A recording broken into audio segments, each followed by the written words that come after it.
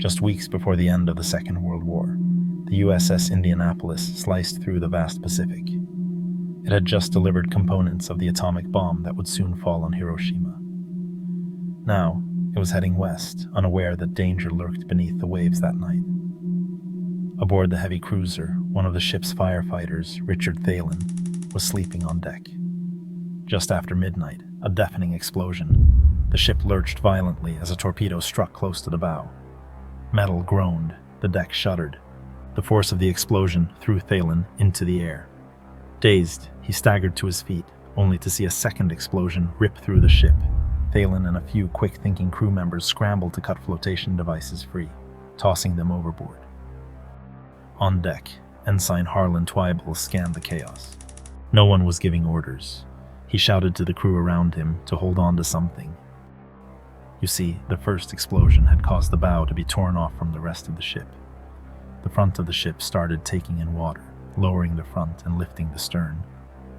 Flames erupted from the ship's powder magazine, leading to a fire in the middle of the ship, separating the crew at the front with the crew at the back. Ensign Twible's mind was racing as he considered whether they should abandon ship or not. If he told them to abandon ship unnecessarily or too soon, many would definitely lose their lives. But if the ship was doomed and they didn't leave, the suction could drag many of his crewmates to their death. Time was short, but he made his decision. He shouted for everyone around him to abandon ship. Sergeant Edgar Harrell had been only 40 feet from the first explosion. Hearing the order to abandon ship, he prayed before jumping. A sudden rush of icy water, darkness swallowing him whole. For a moment he was disoriented. Then he broke the surface, gasping for breath, the acrid smell of burning fuel filling his lungs. He turned back just in time to see the ship looming above him, its stern rising at a steep angle. Thalen wasn't so lucky. He lost his footing and slid uncontrollably toward the edge. In the dead of night, with no time to think, he plunged into the Black Sea. He swam desperately, fearing the ship's deadly suction, pushing himself 100, maybe 150 feet away, before finally turning back. By now, the Indianapolis was breaking apart. It didn't sink all at once. It lurched beneath the waves, then resurfaced, then sank again, each time slipping further into the abyss. This horrifying cycle repeated for several minutes. Then, just 12 minutes after the first explosion, it was gone. Out of the crew of almost 1,200 souls, it is estimated that 300 of them never made it off the ship. Sergeant Harrell swam toward a group of survivors, their only light the glow of the still burning wreckage. As he reached them, he found an old friend and another Marine. The Marine was severely injured. Harrell held him as he took his final breath. The ship was gone. The night was dark and silent, but the worst was still to come. Because now the survivors had to fight for their lives in open water. And they were not alone. When the sun finally rose over the vast, empty ocean, it revealed a nightmare. As Ensign Harlan Twible scanned the horizon, he quickly realized the staggering truth. He was the highest-ranking officer left in their group of 325 men. Their commanding officers had either been lost or ended up in another group. Their ship was gone, and there was no land in sight. Twible took stock of his men. Many had suffered gruesome burns. Some had clung to life through the night, only to slip away as dawn broke. Others were violently sick, the toxic mix of fuel-soaked seawater and the relentless rocking of the waves forcing them to vomit, draining their already dwindling strength. Still, there was hope. They were due in the Philippines by 11 a.m. If they didn't arrive, surely the military would come looking. Also, a distress call had been sent before the ship went under. The men held on, convinced that by midday, search planes would be on the horizon. But as the hours dragged on, nothing came. And soon, the sharks came. First, they glided silently between the floating bodies. But by the afternoon, the sharks turned their attention to the living. First, they took the stragglers, those separated from the main group by the relentless swells. Screams echoed across the open water. The men could do nothing but listen as their shipmates were dragged under, only for limbs and remains to resurface moments later. Ensign Twible organized the men, ordering the survivors to stay as close together as possible and assigning some to Shark Watch. If If a fin approached, the men kicked, punched, and splashed, anything to drive them back. Sometimes it worked, sometimes it didn't. They also had another problem. Some of the dead were still tethered to the wreckage. It was very demoralizing for the men. I mean, imagine seeing the bodies of your friends or peers, knowing that soon it could be you. The bodies also drew more sharks. Twible made the call. The dead had to be cut loose. They had no shortage of problems. During the day, the sun was merciless, and by afternoon, the heat became unbearable. Their lips cracked, their skin burned, and many were suffering from severe dehydration, causing many of them to consider drinking seawater. However, drinking seawater would only kill them faster. The salt would wreck their kidneys, sending them into delirium before shutting their bodies down entirely. The men had already lost too much fluid from vomiting. If they gave in, it would only speed up their deaths. Still, as the long, brutal day came to a close, the thirst became harder to resist. When the sun finally dipped below the horizon, relief should have come. Instead, a new kind of suffering began. The air got cold. Men who had spent the day burning in the sun now shivered uncontrollably. And all around them, the sharks gathered in the dark. The survivors tried not to look down, fearing they would see the silent predator's shadow. Every now and then, they'd feel something bump into their legs. The unlucky ones would feel a sudden pull before disappearing below the surface. As the second day dawned, many of the survivors were struggling with dehydration and hunger. Richard Thalen had been watching the men around him slowly lose their grip on reality. Some of the survivors began removing their life jackets, mumbling that they were just going below deck to grab a drink, as if the ship was still there. Others swore they could see land on the horizon. Then some of them drank the seawater.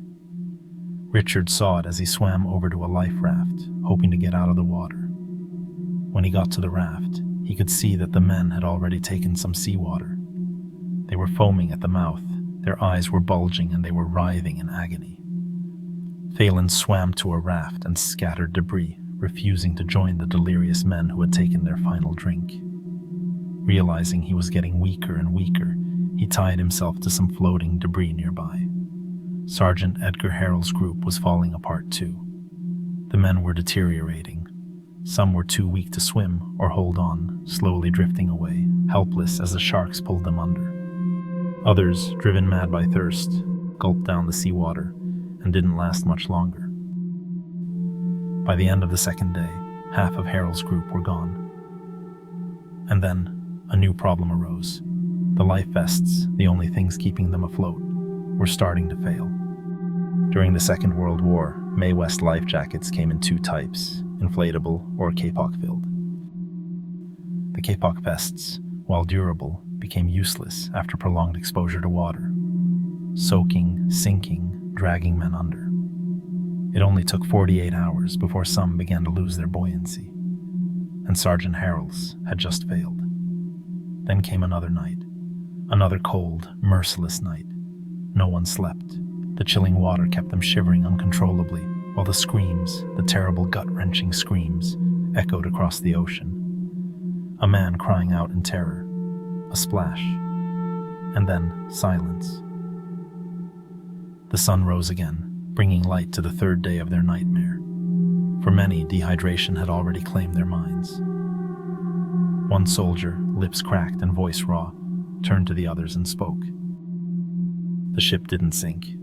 We can get fresh water from the drinking fountain."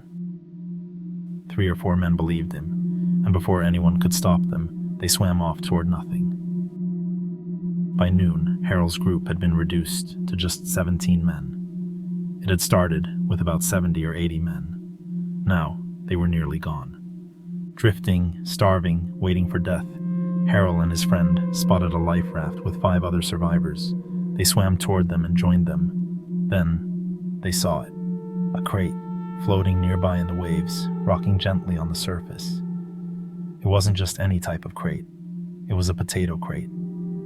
With what little strength they had left, they dragged it closer, and inside, they found half-rotten potatoes. It was a moment worth celebrating.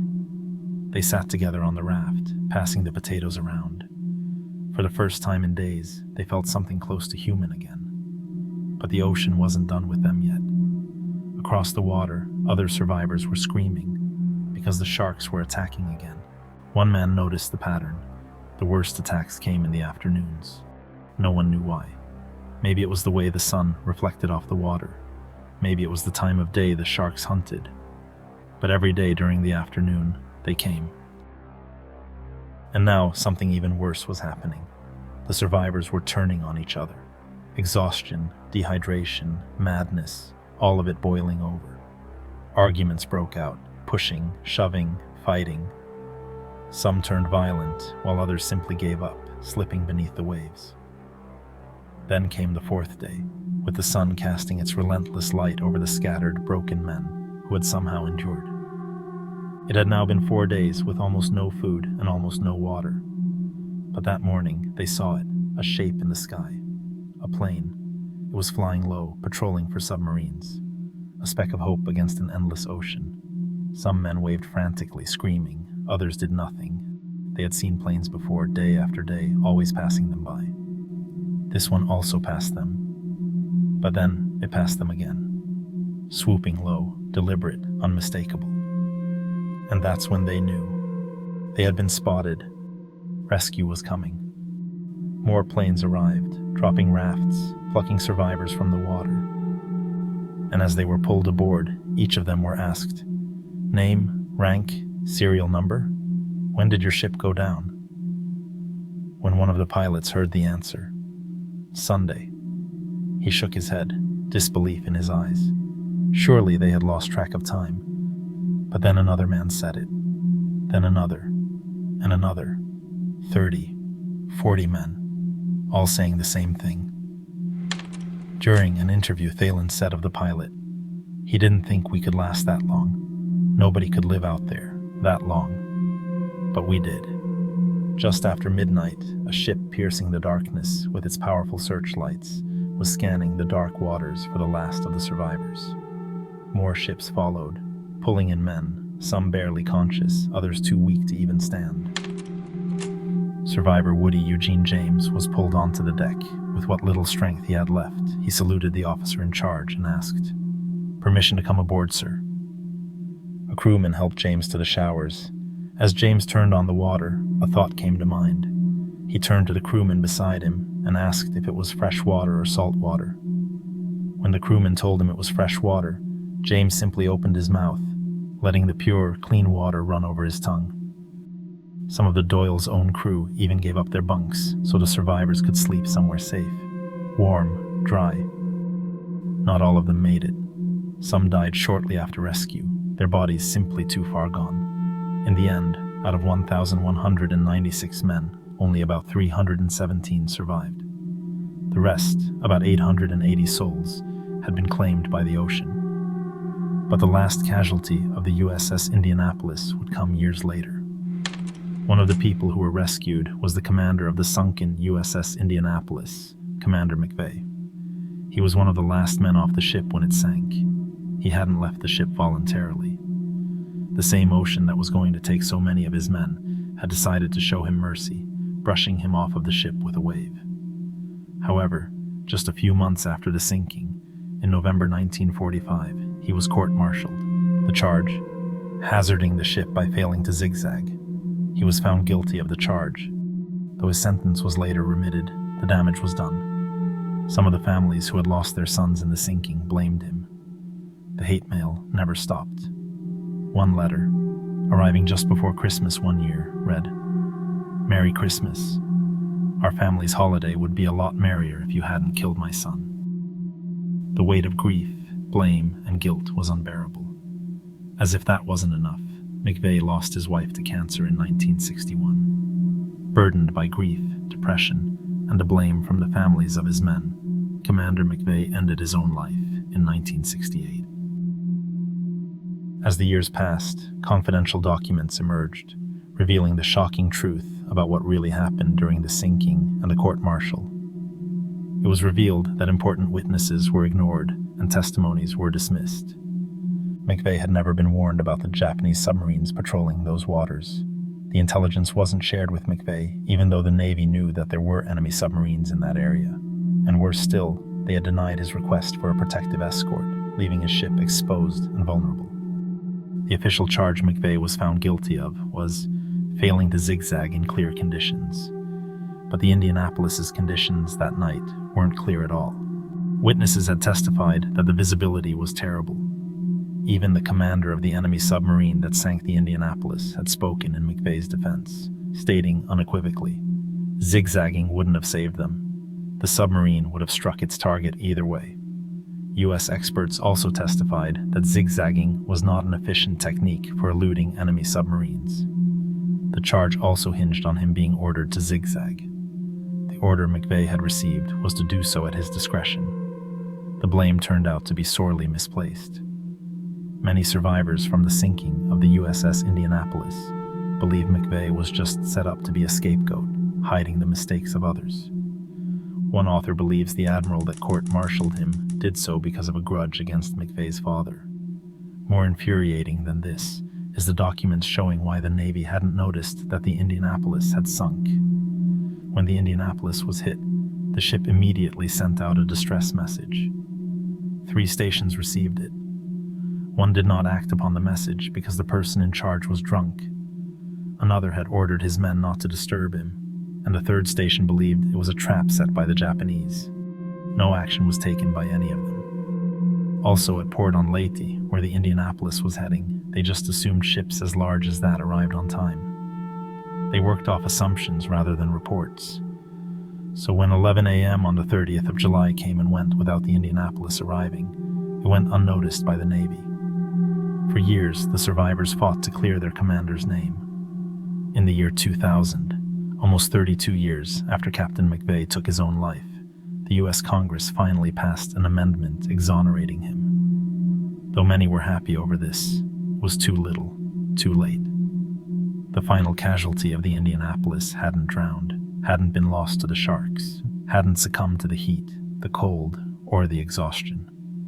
The final casualty of the Indianapolis was the man who had fought to keep his men alive, only to be brought down by the crushing weight of the injustice and misplaced blame from those he had served.